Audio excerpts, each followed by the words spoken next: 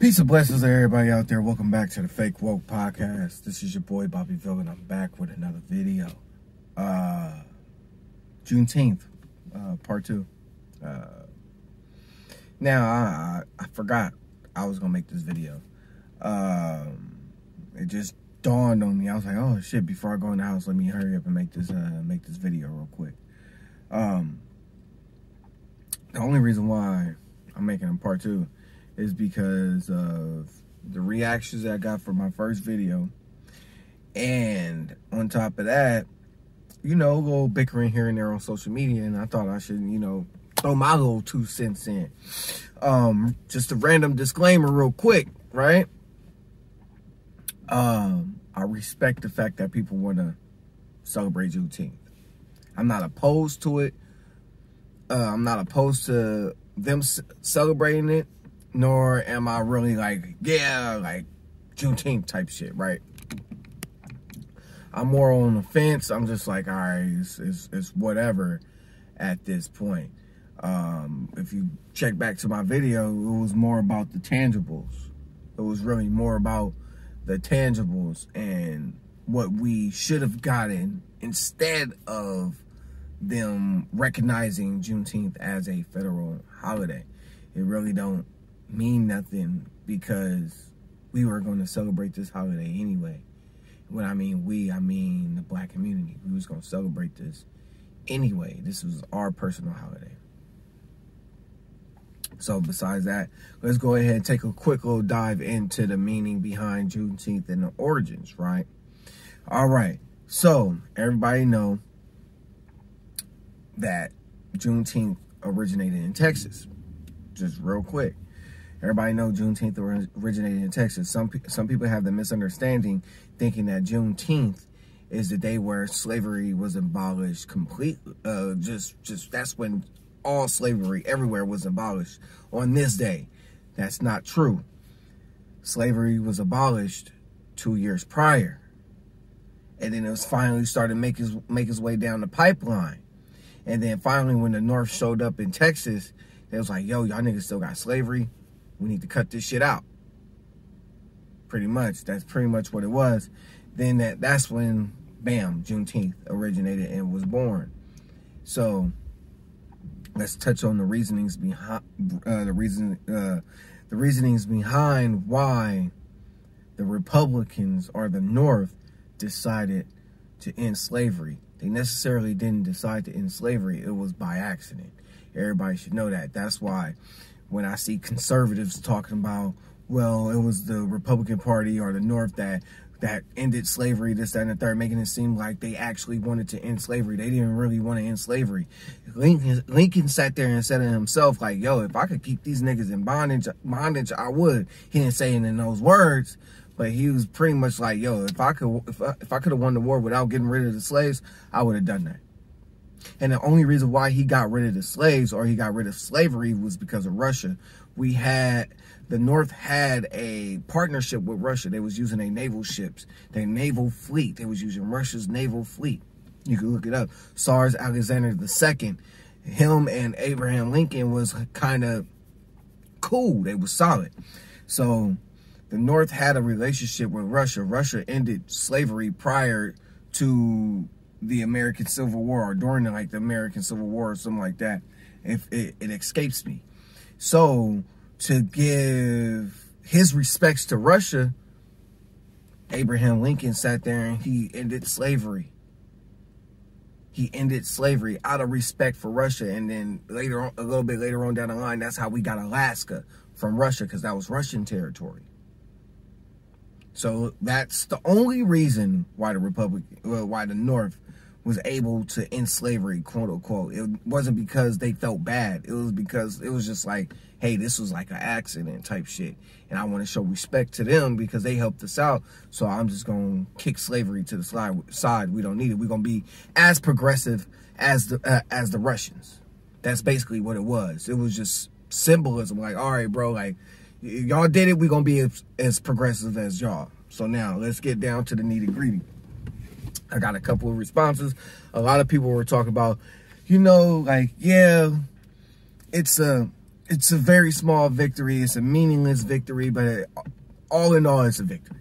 You got the liberals, white liberals from black liberals talking about you should be proud that this day is recognized as a federal holiday. Like I said before, we was going to celebrate this shit regardless. We will need something tangible. We need something tangible. Then you got conservatives, especially these shucking and jiving black conservatives, sitting there talking about how controversial this is, how this is causing a rift in America, giving black people their own holiday. If you understand what I'm saying, but you know, Hispanics got Cinco de Mayo. I think I'm more than positive Cinco de Mayo is a federal holiday.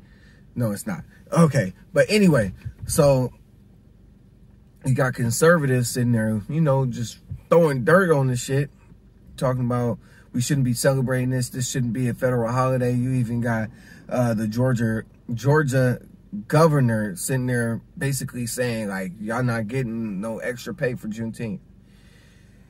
And here's my positioning behind this. On the left, you shouldn't be too proud. People that side with the Democratic Party, you shouldn't be too proud of this. Like, yeah, it's cool. Like, they gave us a holiday, but we have to strive for something that's actually going to benefit the community. Just because the white man recognized that he was putting his foot on your fucking neck makes you proud. That's pretty much how I feel when it comes to this being recognized as a federal holiday. If you didn't get that from the last video, you got it now. I said it outright. You have pride. You have pride in the white man recognizing that he put his foot in your ass. That's what this pride is coming from. That's why you so happy about this victory. Oh, they finally recognize that they did us wrong, and they this, that, and the third. They been knew that. They didn't give a shit. They only give you this shit because they want you to continue to vote for the Democratic Party. They want you to continue to think that the Democratic Party is progressive, and they're really not. I'm sorry to say. They only progressive towards certain demographics, and they only want to give tangibles to certain demographics, and that's not us. I'm sorry to tell you that. That's just the truth. Now we're gonna talk about conservatives. Conservatives, y'all really don't want to win the next election. That's pretty much what it is, because you motherfuckers can't get out your own way. Y'all can't get out your own way. You just racist as fuck. Y'all